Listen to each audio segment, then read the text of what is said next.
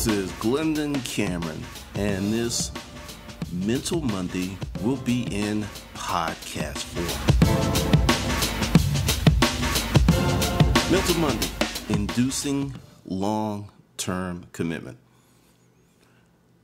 Over the last few weeks, while I've been sick as a dog, I've had a lot of time to read and do research, and I've watched a fantastic amount of television. And a few trends have really jumped out at me because take what's going on with the NBA Finals. You have the Miami Heat, who physically, statistically, are better than the San Antonio Spurs. However, the San Antonio Spurs have a commitment to a system. A commitment to a system that I believe is going to give them their fifth championship, because Miami is physically more imposing, a younger team, in some aspects, in talking about their top guys. Because really the average team age is pretty much the same. But the whole deal is, you look at talent, and you look at physical ability, and you look at all these intangible tools that we as Americans, when we watch sports, movies, any arena that there is a person who's doing exceptionally well, we fall in love with innate talent. And we often poo-poo or ignore or downgrade commitment to a system that works. We as human beings are a little screwed up in that regard, but it happens. So the big deal is, once you learn how to induce commitment, regardless of your age, regardless of your present fiscal situation, regardless of your ethnic background, you can be successful.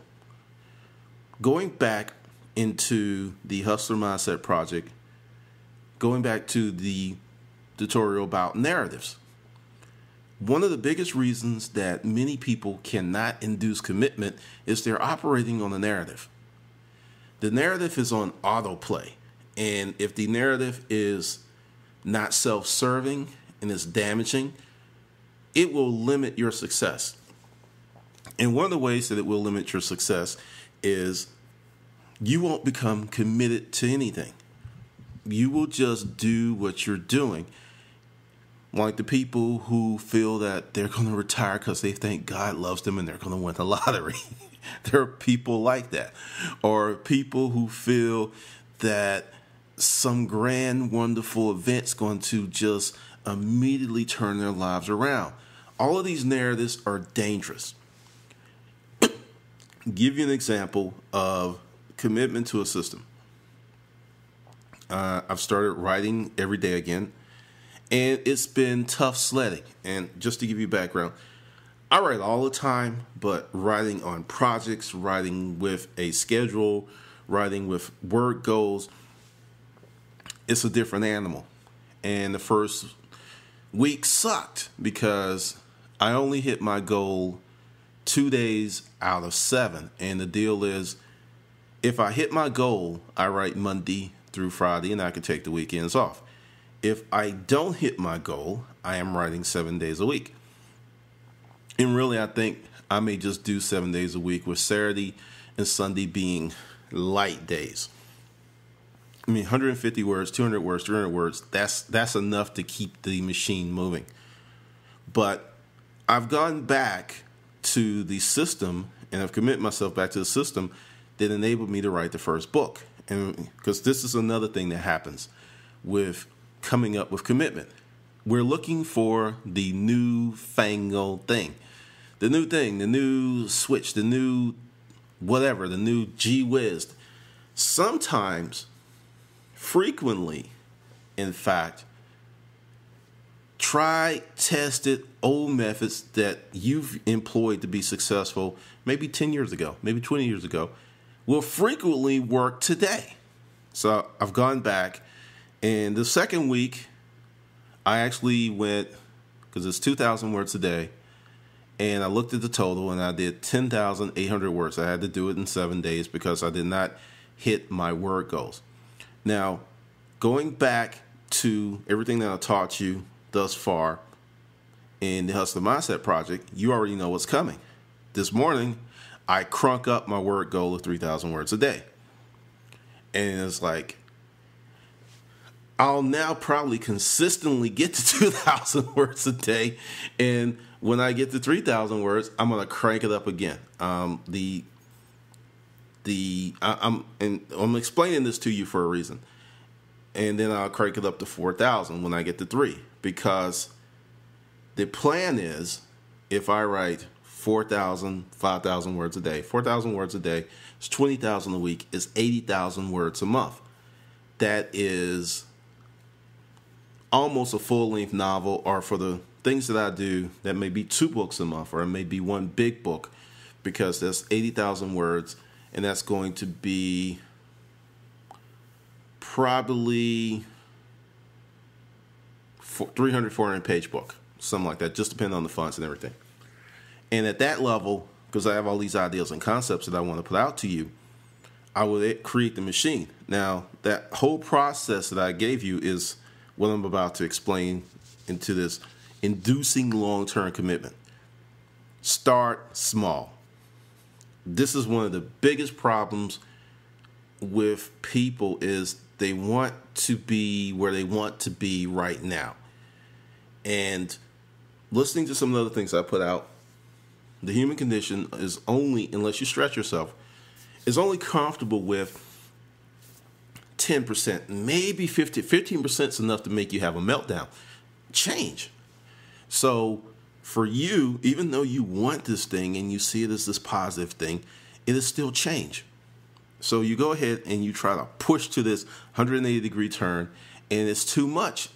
And another thing is, even if you pull it off, you still have the problem with fallback or backsliding, because it was so sudden. You did not develop techniques, memory, muscles, whatever you want to call it. These things never got developed, so it's very easy for you to backslide.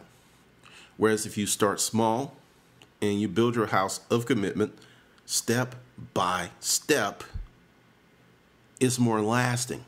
Because just what I told you about getting back to writing full time, my goal starts July 1st, but I started this month because I knew it was going to be funky.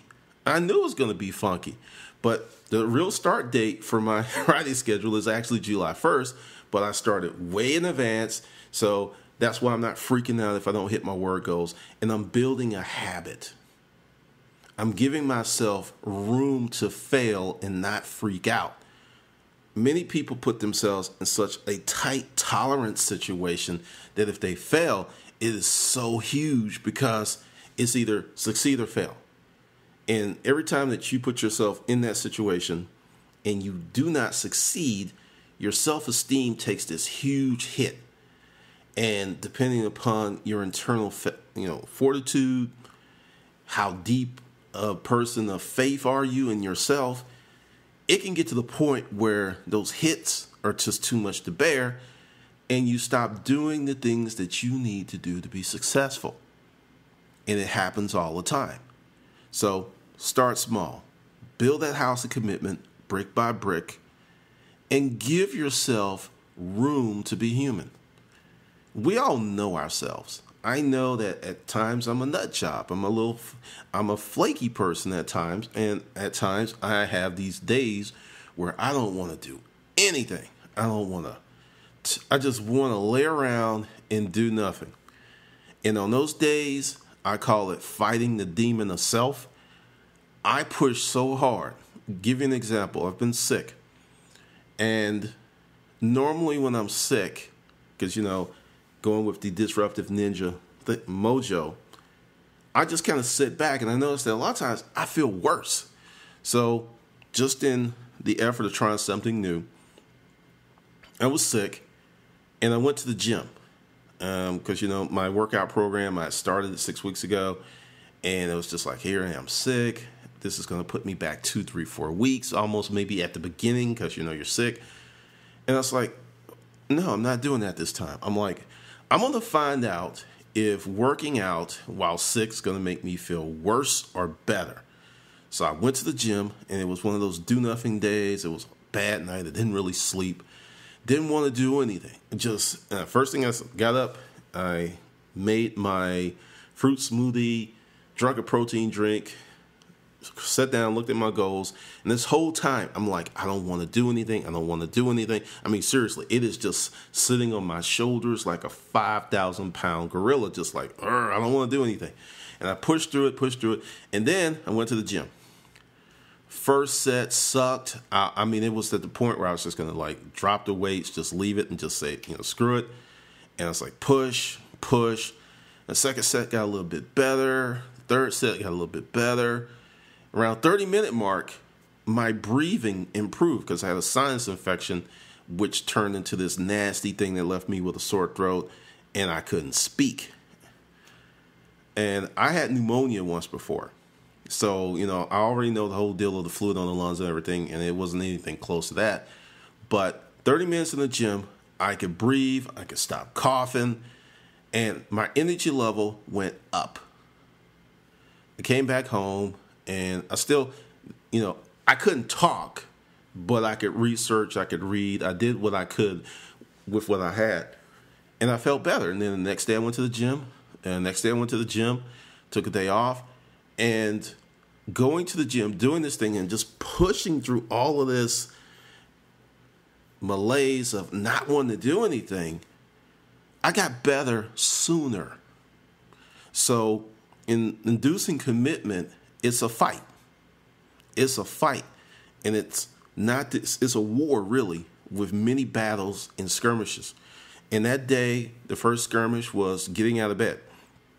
The second skirmish was writing goals, looking at goals, seeing where I needed. The third skirmish was going to the gym. I mean, it was just a whole bite. But going to the gym was this turnaround because the rest of the day went smoothly.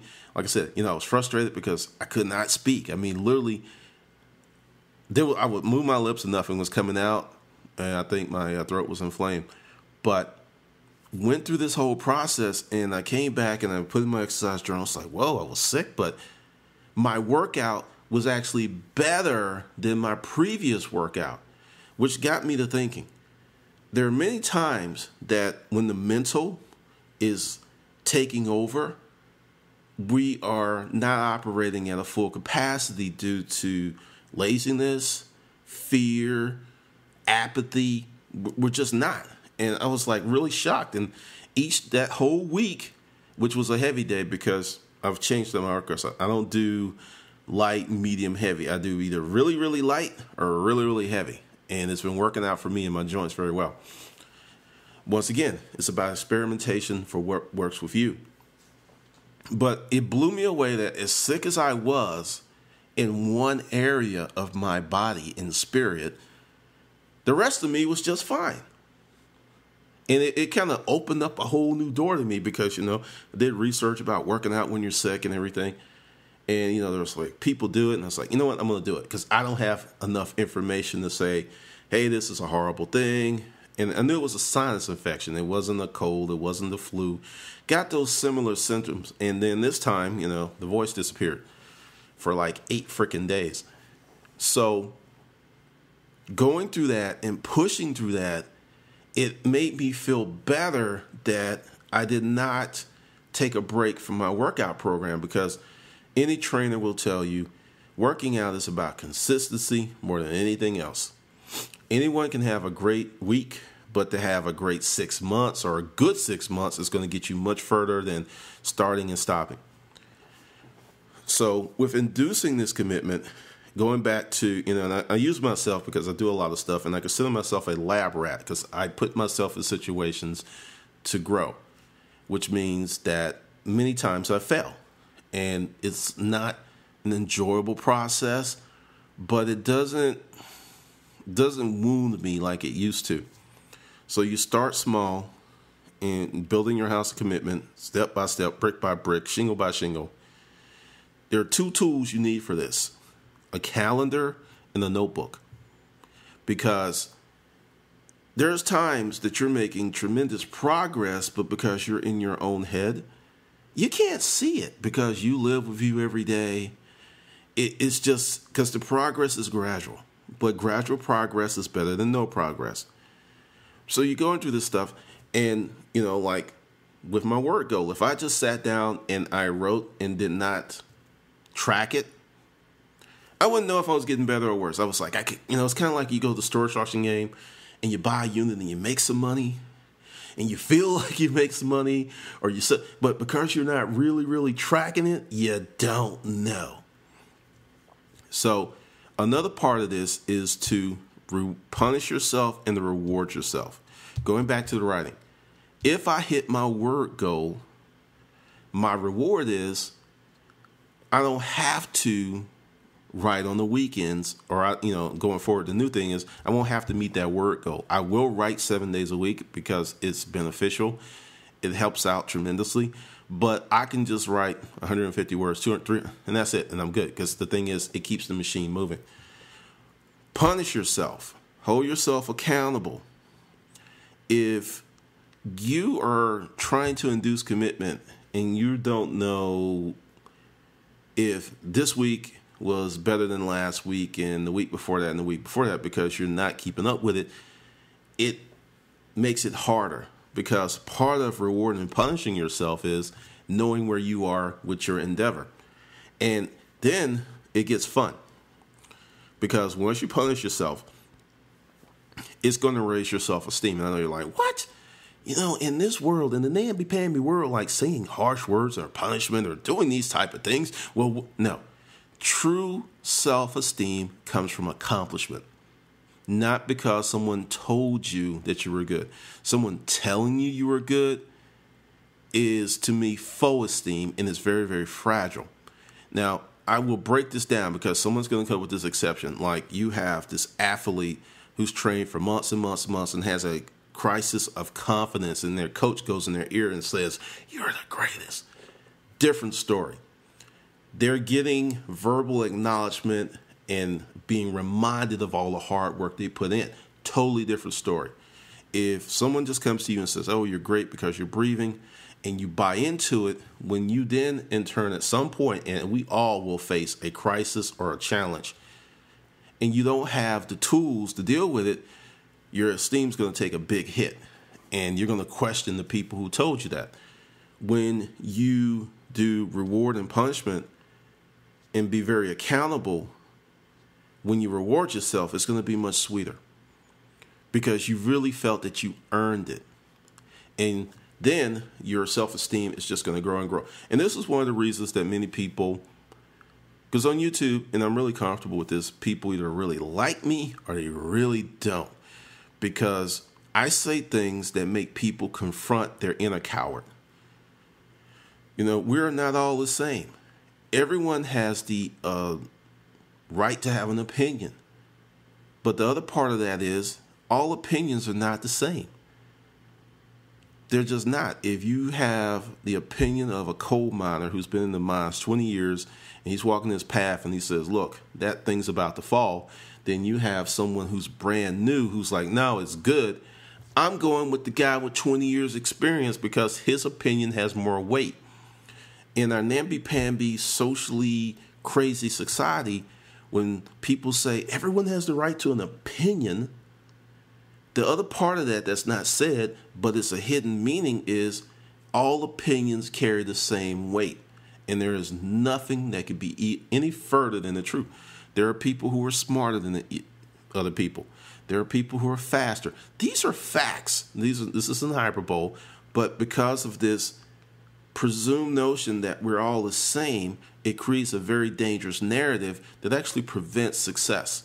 Because people start looking at someone else and like, well, we're the same. I'm just as good as this person. Why is this person getting better results in their life than I am? And then that's when it comes up to either they had an unfair advantage, they cheated, blah, blah, blah, which is not true. It could be that that person worked their ass off while person B, who does not have the level of success that they want, was goofing off. It happens. It totally happens. So reward punishment is not a damning thing. Doesn't mean you're a bad person. It just means that you are loving yourself on the level that you've never loved yourself before, because you're holding yourself accountable. And when you hold yourself accountable, there's going to get to a period of time where you're going to stop making really stupid mistakes.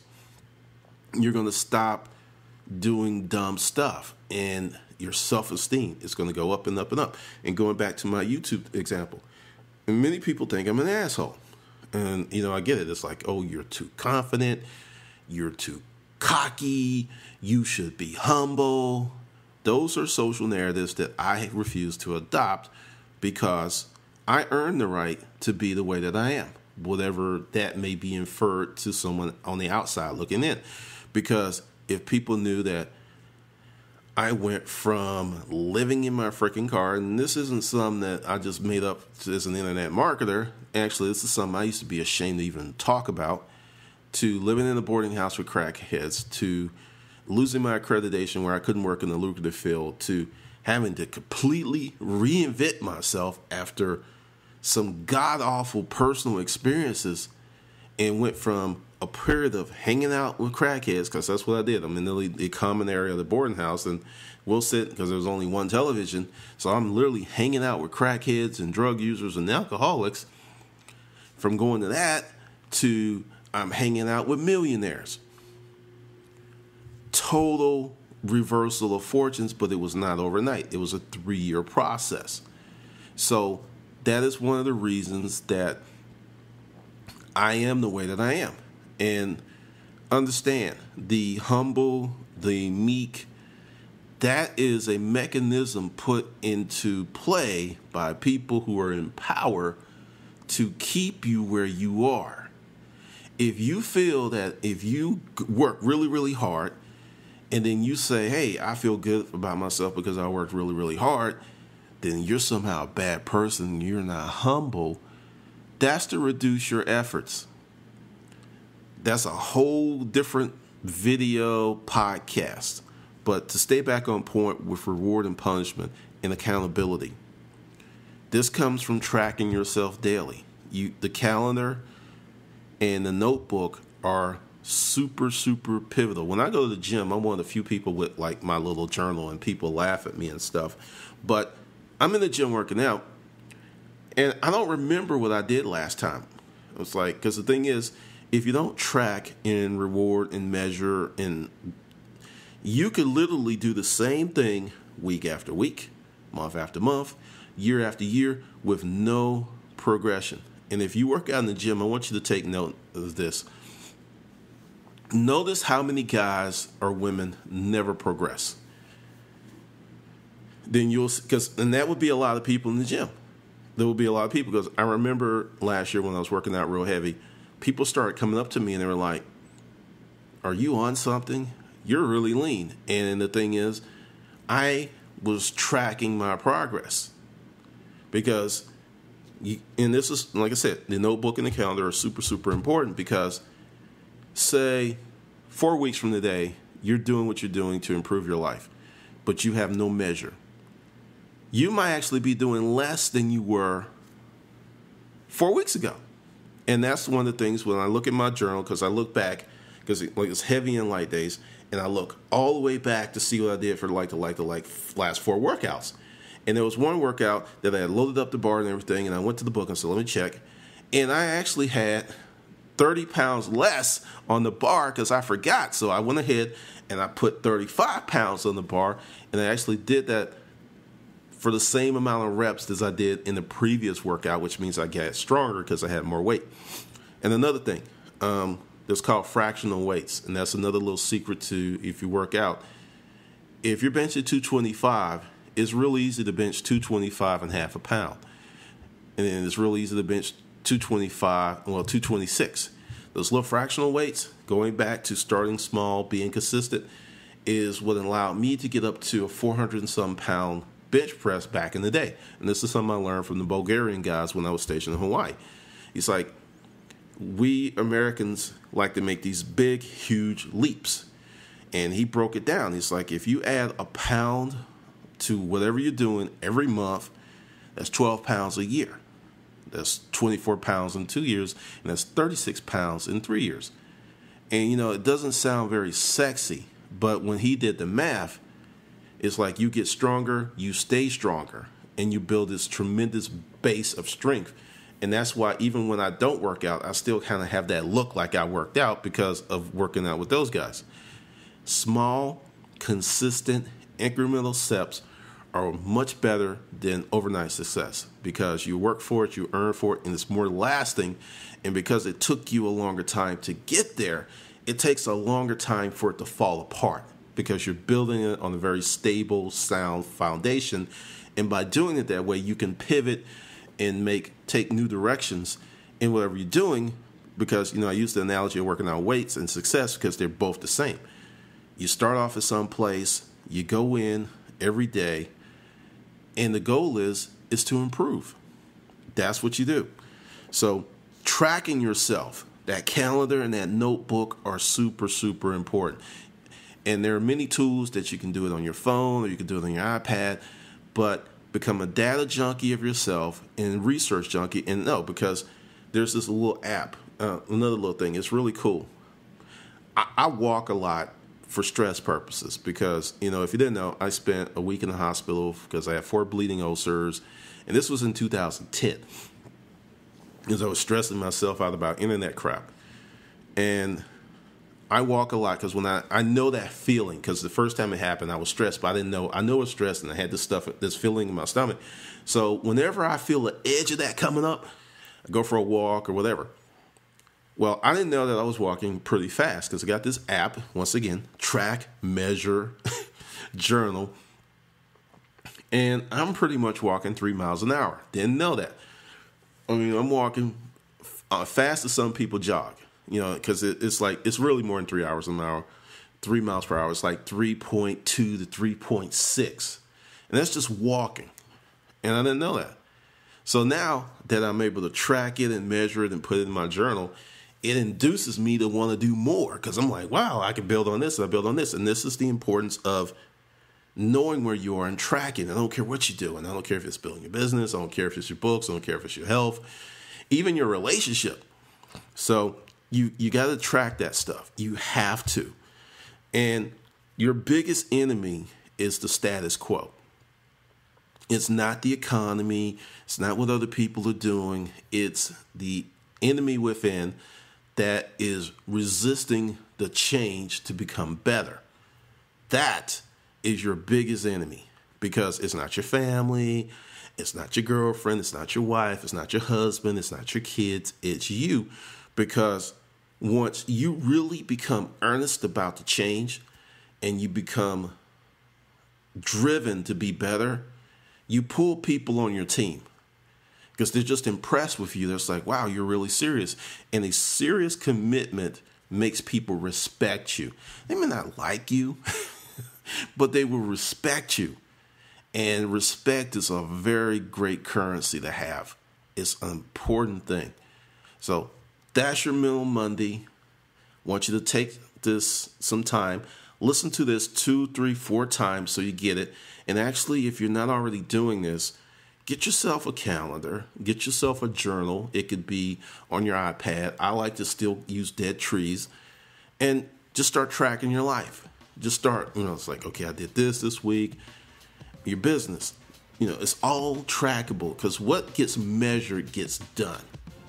And it can be tweaked on and improved. But as long as you're just in this area where you have no information and stuff's just happening, and you kind of know that you're heading in the right direction, listen to me on this. If you track it, if you measure it, if you make sure that you're improving, you can go where you're going 2, 3, 4, 5, 6, 7, or 1,000 times faster than just wing it. All right, this is Glendon Cameron, and I will see you on the good side.